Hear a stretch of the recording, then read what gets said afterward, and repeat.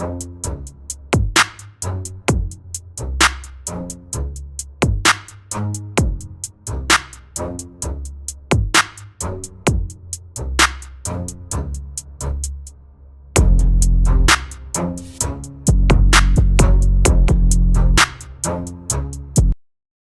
chers téléspectateurs du micro du Pasteur Rose, ici c'est Boussel.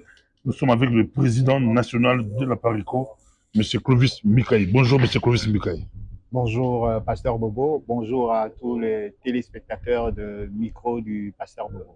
J'aimerais bien avoir votre réaction. La... une condamnation requise pour Kabila. Vous dites quoi? Kabila condamné à mort. Pour nous, c'est un non-événement, cette histoire de Kabila, d'autant plus que je voudrais d'abord rappeler ici un adage que les Congolais reprennent souvent, qui dit que il faut qu'on dise Mamboloko, même Mbangunaye. Si on dit Mamboloko, Ndima Tambangunaye. Pourquoi je dis cela? Simplement parce que, vous savez, notre défunt président de reste-mémoire, Honoré Ngwanda, avait depuis longtemps dénoncé le fait que Joseph Kabila Kanambe n'était pas congolais. Malheureusement, ce sont les mêmes Congolais, nos frères et sœurs, qui ont fustigé le président Honoré Ngwanda, qui l'ont critiqué, les traitant même de haineux, de xénophobes, ce qui n'était pas le cas. Le défunt Honoré Ngwanda a voulu sauver le Congo. Est-ce que tous les Congolais étaient prêts à accepter le salut du Congo venant de Honoré Ngwanda? La question est là. Pourquoi je dis cela? Vous savez, dès que Laurent Désiré Kabila fut assassiné, nous avons tous vu comment est-ce que ces garçons-là, Joseph Kabila, était arrivé au pouvoir. Et le président Honoré Ngwanda, de reste-mémoire, avait dénoncé le fait que, connaissant la famille de Laurent Désiré Kabila, il avait dénoncé le fait que ces garçons, Joseph Kabila, n'étaient pas congolais. Et il avait prouvé. Si vous vous rappelez, le président Honoré Ngwanda l'ayant dénoncé, le procureur général de la République de cette époque, il doit s'appeler Ngoyi Kabinda, il avait retardé l'investiture de Kabila. Pourquoi? Parce qu'on voulait fabriquer une histoire pour ces garçons-là. C'est pour cela qu'on avait retardé son investiture. Et après, qu'est-ce qui s'était passé? Ces procureurs avaient déclaré que Joseph Kabila était né à Ewabora. Premier mensonge. Et pour démontrer que ces mensonges-là,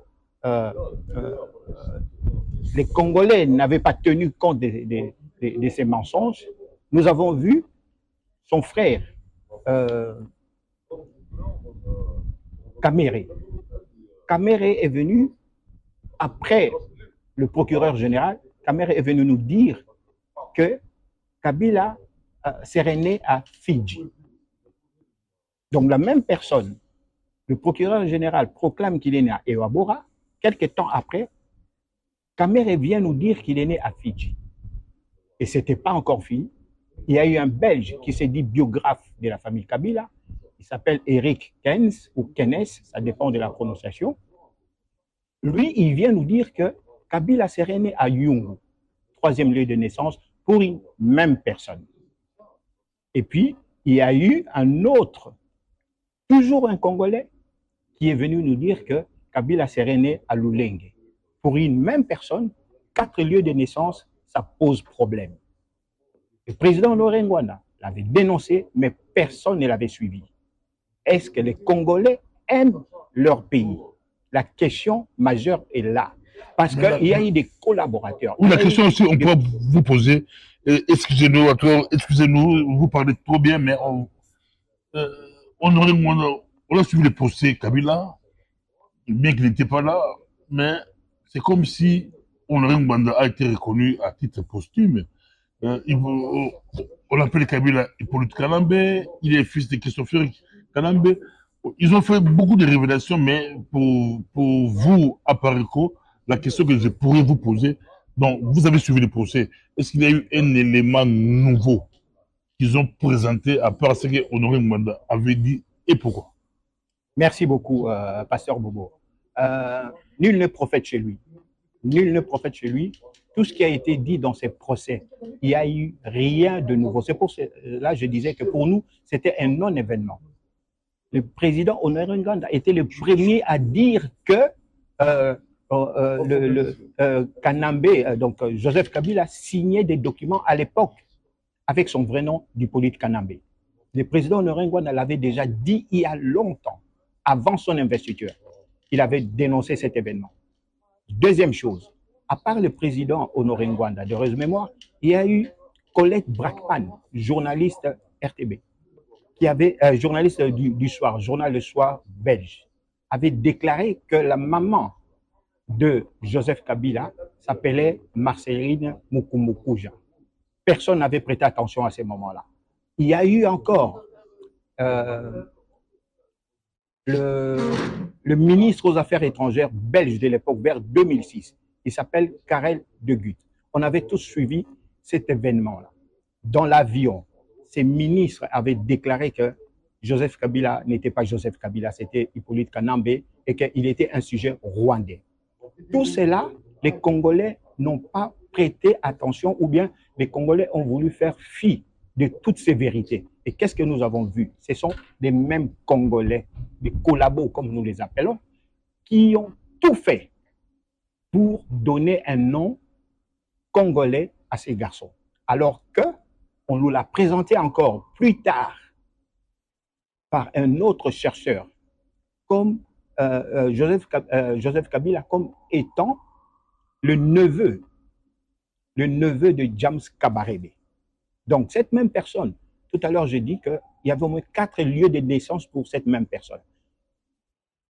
Si nous regardons souvent nos cartes d'identité ou nos CV, nous allons voir qu'on donne les noms et souvent on demande le lieu de naissance. Mais comment expliquer que pour Joseph Kabila, il y a eu 4 lieux de naissance, 4. Et ça n'a pas attiré l'attention des Congolais. À part ça, il y a eu les noms de Hippolyte Kanambe. Au moins 5 personnes. Et pas des moindres, quand je parle de Karel de Gucht, c'est-à-dire que les renseignements belges étaient au courant de l'identité réelle de Joseph Kabila. Si les renseignements belges étaient au courant, d'office, les Américains, les Français, les Anglais étaient au courant. Mais comme c'était un lobby qui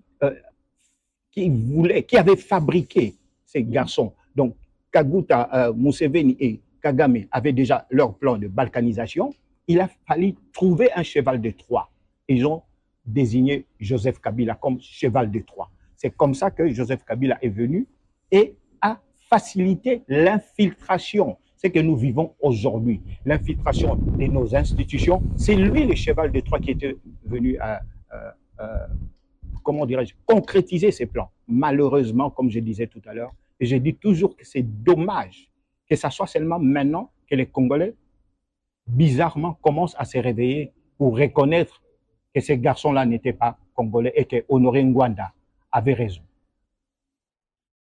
Pour terminer, Naningala, les lobes ont condamné Kabila, mais on voit aussi d'autres compatriotes, même la diaspora, qui se disent patriotes, contre l'enfant Kabila.